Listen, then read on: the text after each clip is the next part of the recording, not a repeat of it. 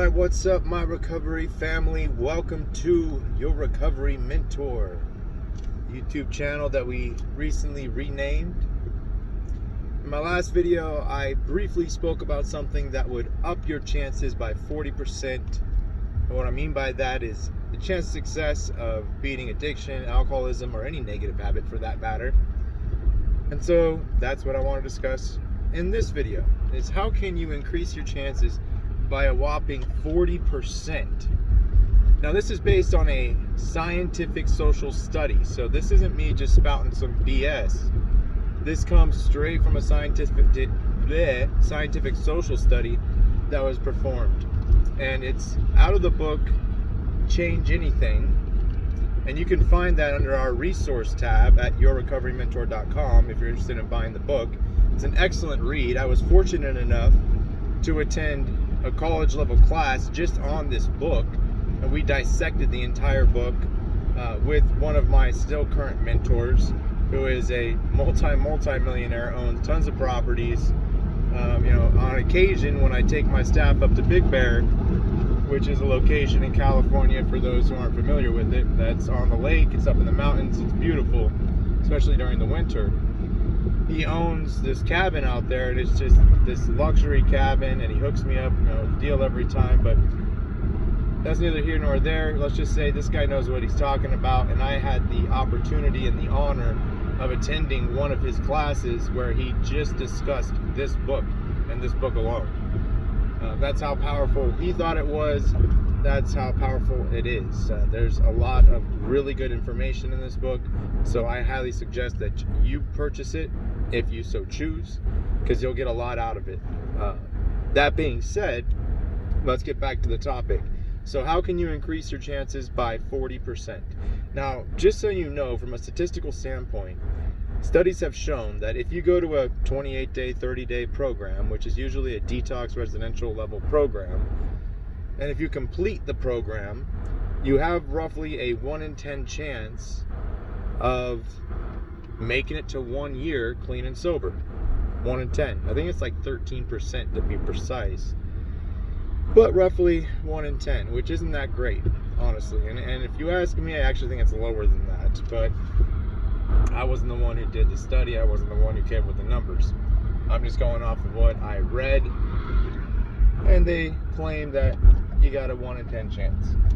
That being said, if you go to an aftercare program after a 30-day program and you complete the program, and usually aftercare programs are about 90 to 120 days long, depending on why you're there. For instance, we do at the outpatient facility I own and operate, we do primary mental health and primary chemical dependency, which is a fancy term for addiction or alcoholism. And if you go to our aftercare program for primary chemical dependency, on average, insurance will authorize around 90 days worth of treatment. If you go for mental health primary, on average, insurance will authorize about 120 days worth of treatment. Just so you know, a fun fact. So you know that if you go to an aftercare program, that's what you can typically expect. Now, obviously, it does change from carrier to carrier. There's a lot of different factors that are in play. A lot of it is medical necessity. But if you have someone that's really good at doing utilization reviews and documentation and can provide proof that there is medical necessity, then on average, that's how many days you're looking at. But the point is, if you go to one of these aftercare programs, which typically starts with PHP, which is partial hospitalization program, and then drops to IOB, which is intensive outpatient, and then drops to OP, which is just strictly outpatient. The difference in that is PHP is anywhere from 5 to 6 days a week, and it has to be a total of 6 hours of programming combined. That could be individual sessions. It's mostly made up of group therapy sessions, but it has to be 6 hours, and it's usually 5 to 6 days a week. When you drop to intensive outpatient, usually you start at 5 days a week. Typically it's Monday through Friday. You have to do a total of 3 hours of programming per day to satisfy insurance needs. Some insurance policies, rarely, but sometimes, require 4 hours, but usually 3 hours is the norm. And then when you drop to outpatient, well, typically there's a step down from 5-day-a-week IOP to 3-day-a-week IOP, which, is usually Monday, Wednesday, Friday, or Monday, Tuesday, Thursday. It's kind of up to the facility and kind of up to your schedule on when you do your 3 days of IOP. But once you drop from 5 days of IOP to 3 days of IOP, you usually have anywhere between 2 to 4 weeks before you drop down to outpatient. And outpatient is going to be authorized for an extended period of time. And all that is it could be as little as 1 day a week. It could be as much as 3 days a week. I've heard of some places doing 5 days a week outpatient, which I think is a little bit much, but that's just my own personal preference, personal opinion. But all it is 1 hour a day of group therapy and 1 hour a day per week of therapy. So the way that we do it is we do 3 days of outpatient. You have to be there for 1 hour. You do 2 group sessions and you do 1 therapy session. And if you want a session with your counselor, you have to schedule that on your own accord.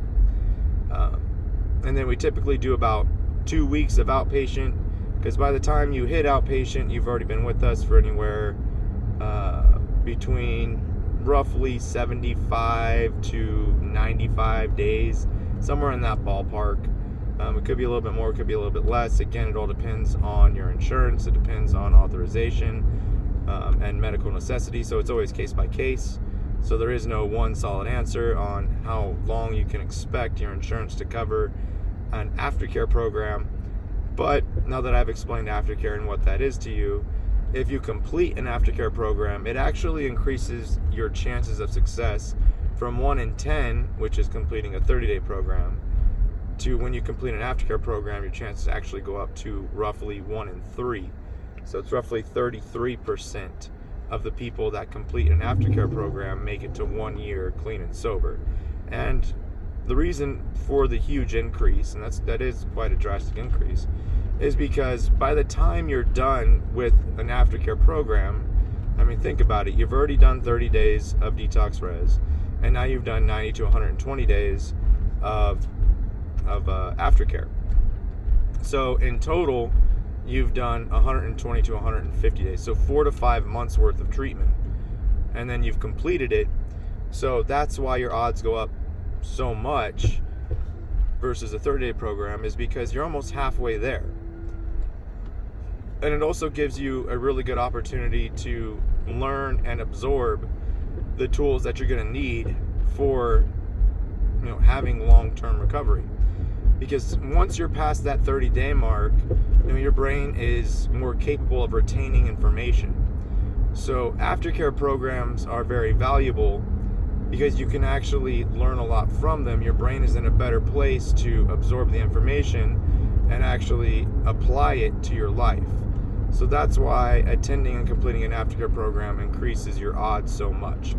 Now back to what I was talking about. How can you increase them an additional 40%, right? So that's, this is big.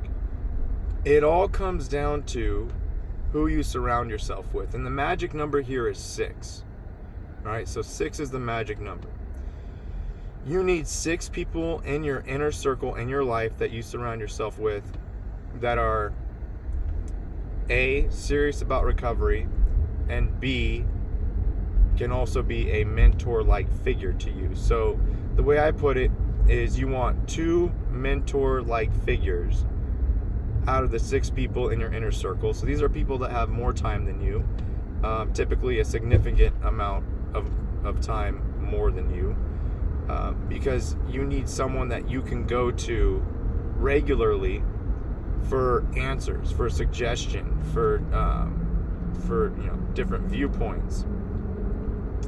And then the other 4, I call them cheerleaders, right?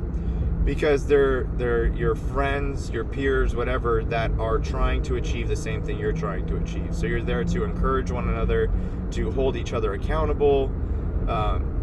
When you have these 6 figures in your life, in your inner circle, so 4 cheerleaders and 2 mentors, it actually increases your odds of success by 40%. like I said, this was a actual social study that was done scientifically, and they showed that those people that had that amount of people that had those specific roles in their life increased their odds by 40% versus the group that did not have those people. And your odds, if you have the opposite, let's say you have people in your inner circle that don't take it seriously, that think it's a joke, that would rather hang out and watch TV or play video games than go to a meeting, who refuse to get a sponsor or a mentor. You know who I'm talking about, the people that just aren't ready. If you have those type of people in your inner circle, it's actually going to decrease your odds. So it's all about who you hang out with and who you surround yourself with, because you are who you hang out with. You eventually become those people.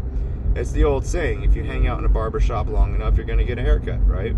So if you hang out with people that don't take it serious and are eventually going to relapse, or are already actively planning on relapsing, then it's only a matter of time before you too relapse. And what better excuse to have than, oh, well, my friend's doing it, might as well do it with him or her. So be very cautious and very careful with who you surround yourself with, because that could be a big indicator on whether or not you're going to be successful. The other thing I'll tell you, and this is from my personal experience, is always be on the lookout to make new friends with people that take this shit seriously.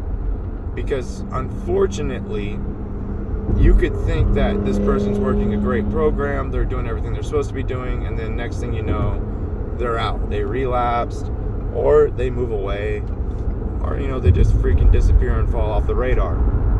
So always be introducing yourself to new people, always be adding additional people that are taking this shit serious to your inner circle, and continue to build upon that. But at minimum, you want 6.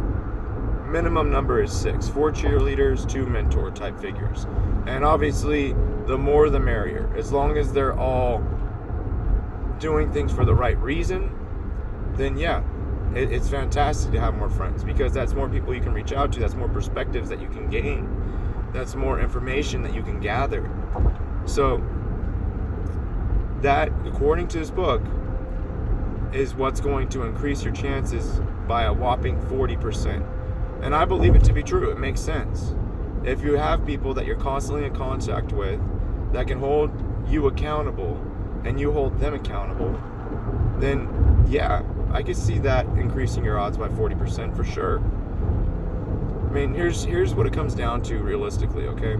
So let me just give you a quick breakdown here. So when you are born, you are 100% dependent on your caretaker, right? It could be, your natural parents, it could be foster family, it could be your grandparents, it could be auntie and uncle, it could be whoever. But regardless, the point is, when you're born, and until a certain age, you're 100% dependent on your caretakers, whoever they are.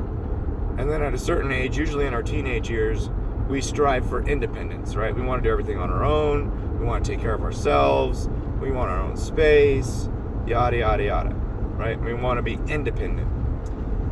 And then you have people that think so less of themselves on their own. They have very low self-esteem, very low confidence, that they get their validation from other people, and they get into a relationship, and that relationship is what gives them all their validation, and they become codependent, right? Or it could be they both are codependent in the relationship, both dependent on each other to show the value of one another. So you have dependent, you have independent, you have codependent. What we're looking for in recovery is a thing called interdependence. Now that's different than all of those, okay? Interdependence means I can count on you and you can count on me. It equally goes back and forth. And it's not, it's at a healthy level. It's not at a level to where it determines my value or my self-worth. It's just a level of where I can count on you and you can count on me. If you need something, I'll be there for you. And if I need something, you're going to be there for me. And that's what recovery is. That's what community is. It's having that interdependency. And we constantly have to focus on being interdependent, staying away from being independent or dependent or codependent, and focusing on interdependence. And that's what I want you to focus on with these 6 people that you have in your life. Now you may say, well, how can I be interdependent with a mentor-like figure? Look, I've got over 8 years of recovery, and I still learn new shit from people that have like 30 days, 60 days, 90 days. They're teaching me new stuff all the time. So just because I might have more time than you doesn't necessarily mean that I know everything and you don't know anything. You know, there's always an opportunity to learn from one another. So there's always an opportunity for interdependence. That can always exist regardless of how much time one person has over the other. So we're always looking for that type of relationship, an interdependent relationship, right? Where it's even, there's give and take, but it's an even give and take, and it's a respectful give and take, where no one's taking advantage of anyone. No one is, you know, back in the days, used to have shady friends who would only be with me because I could get them something. You know, that doesn't exist in healthy, interdependent recovery relationships. So that's what we're focusing on with these 6 people in your circle. Now, once you reach that level, like I said, you can continue to grow it. I encourage you to grow it because you never know what's going to happen. In fact, one of my good friends, he was working a program, very solid. We actually moved in together and lived with each other for a short period of time. And right before he hit a year, he relapsed. You know, everything was going great, but right before that year came up, he relapsed.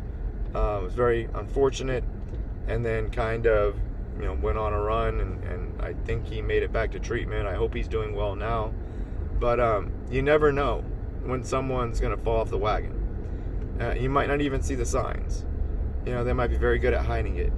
So the more people you can add to your life in a positive manner who are as serious as you about this thing we call recovery, the better.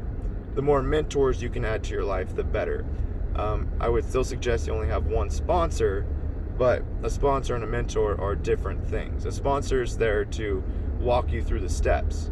That's basically the job of a sponsor, and give you suggestion. And you can go to them in, you know, times of difficulty and ask them questions and get their perspective, just like you can with a mentor. But a sponsor's primary job is to walk you through the steps and teach you the steps.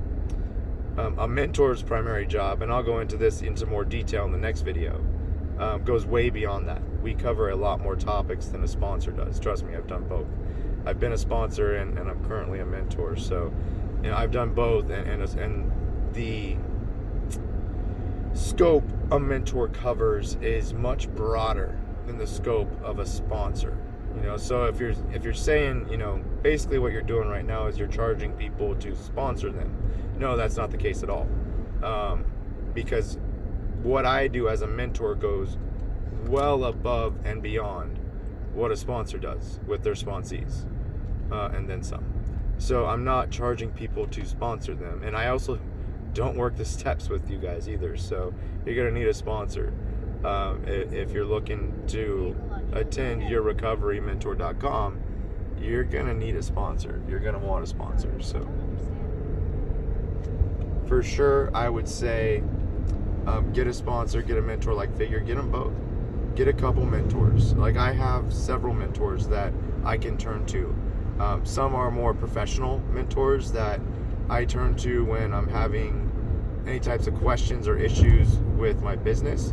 And then I have mentors that are more recovery-based. So if I'm having issues in recovery or relationships or something of that nature, I have someone that I can turn to as well. So it's always good to have extra mentors, but keep it to one sponsor, I would suggest. That's just my opinion. You can do whatever the hell you want to do. Obviously, it's your life. If you want 3 sponsors, go get 3 sponsors. Like, go for it. You know, it's completely 100% up to you. All that being said, if you get a chance to check out the book, I highly recommend it. It's in the resource page, like I said, on yourrecoverymentor.com on our website. Just go to more resources, I believe is the tab, and it's called Change Anything or Change Everything, something like that. But check it out. It's a fantastic book. It's if you like that type of social scientific studies, if you like that type of stuff, you're gonna really dig this book. It's got a lot of valuable information in it about changing any negative habit. and it's all backed by science, which is fantastic. So that's all I got for you guys today. Hope you guys have a fantastic rest of your day. God bless each and every one of you. And if no one's told you they love you today, you know what I'm about to say. I love you. I got nothing but love for you. I know you guys are capable. I know that you are more than capable of accomplishing long-term recovery. It's just, will you allow yourself to do so? That's what it really comes down to. Are you going to get out of your own way so that you can achieve long-term recovery? Which you can do. You have the potential. You have more potential than you know. So stick around long enough for the magic to happen. Stick around long enough to build a life for yourself that you don't want to lose by way of relapse. And it's not going to happen overnight. Try to get rid of that need for instant gratification, because that's not life. Life doesn't happen instantly. You know, anything and everything that's worth something, that's worth, you know, a lot of value, takes time. And so get to know that, understand that point, understand that type of philosophy, that anything worth doing is not only worth doing well, but it's also worth doing over time. So that's what I got for you guys. Have a great rest of your day, and until the next video, peace out.